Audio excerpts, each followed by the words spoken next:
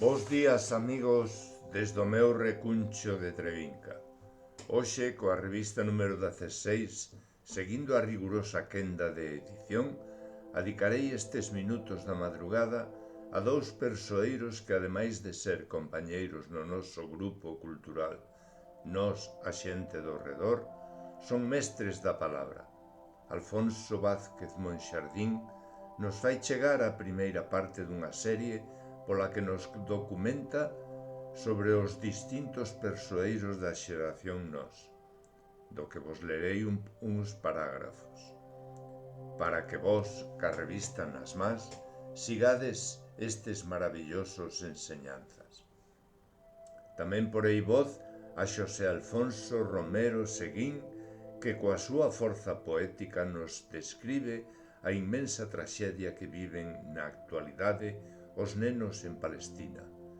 Regálanos un poema titulado As Pedras da Liberdade. Alfonso Vázquez Monxardín. Arredor das xentes de nós dentro e fora.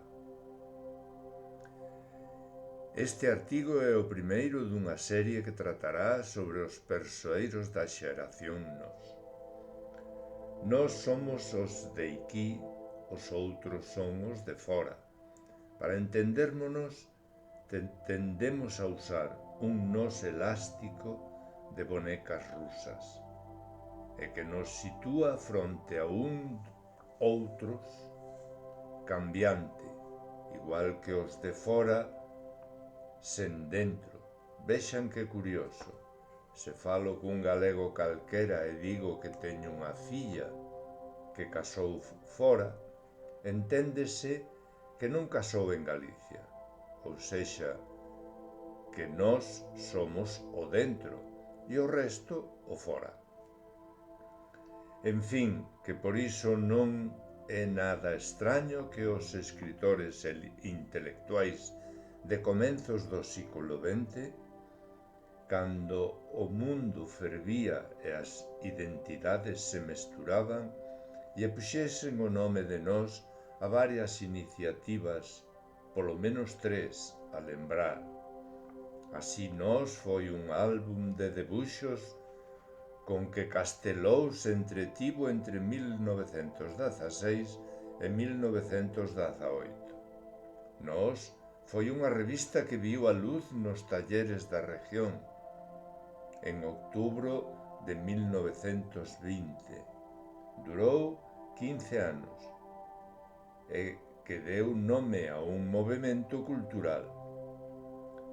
E Nós tamén foi unha editorial que se moveu desde 1927 entre Coruña e Santiago e coa que os de Ourense fixeron boa relación a maior parte das veces, porque en todos, pero non sempre. Amigos, seguide leendo este maravilloso e didáctico artigo de Alfonso. Por outra banda, Xosé Alfonso Romero Seguín nos regala As Pedras da Liberdade. Entifada, 1998. Nenos entón, andoriñas daquela, pedras logo, hoxe só homes e muros, muros e homes. 2024, Loto Seguín. Os nenos de Palestina fixeron voar as andoriñas da paz. En as de pó e pedra levantaron a súa terra contra o inimigo. O seu arreento chan converteuse en pedra, porque as novas mans buscan profunda a arma dos séculos. Cando toca defender a terra, a raza, a liberdade. A máquina da guerra derribouse fronte a ela branca esperanza. Só iso, sen medo e sen casi nena por todos lados, e por todos gritándolles fora, desde aquelas esquinas das dunas fora, desde as casas en tellado fora, desde os ollos infestados de pranto fora. Ali non hai nada uniformado contra o que loitar, nin táctica que desbaratar, nin trincheiras que sortear. Só nenos de trapo e carne, palabras só desexo e unhas poucas rúas de adobe polas que transita a rabia. Nos tristes e enfraquecidos ollos do can da fame, esa que ulea forte sobre as chabolas e tanques, sobre as mandíbulas desencaixadas, rosas bocas, ollos de crisantemo e murchas faces de margaridas.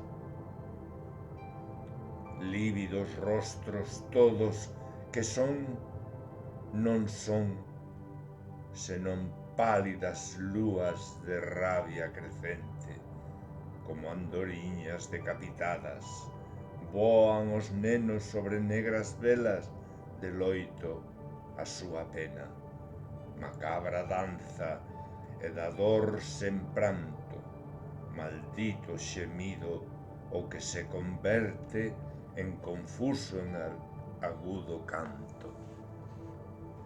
Rabia doída de ánima bondade de maldición do espanto. Por iso, as andoriñas lonxe de ignoralos, entréganlle os seus niños de barro para que con eles deteñan as balas e estañen as súas feridas o sangue. Daránse despois en sacrificio, faránse proxectís de xestos que sobre a tarde dirán unha e outra vez basta, e até sentir rechinar os seus fráxiles corpos baixo as rudas botas militares. Entón o vento levantará as súas cinzas e cegará a tropa, e cando xa non haxa andoriñas, os nenos arrincaránse as más e os ollos, e golpe a golpe, membro a membro, lanzaránse sobre eses homes de chumbo, sobre as súas armas, e ao final de berros, prantos, soidade e rabia, o seu sangue e as súas vaguas imporánse, e voarán por fin as andoriñas da humanidade. E aínda que quizáis xa non quede ninguén sobre esa terra para aplaudir a victoria, bastarán unhos ollos e unhas vaguas para que volva a florecer a carne. E o home entón sentirase namorado da súa terra. Sobre ela renacerá a estirpe dos desarraigados, dos desposeídos, porque a terra será un máis entre eles, e dela renacerá a esperanza, metade home, metade terra. Carne sobre a que andoriñas colgarán outra vez os seus niños de barro.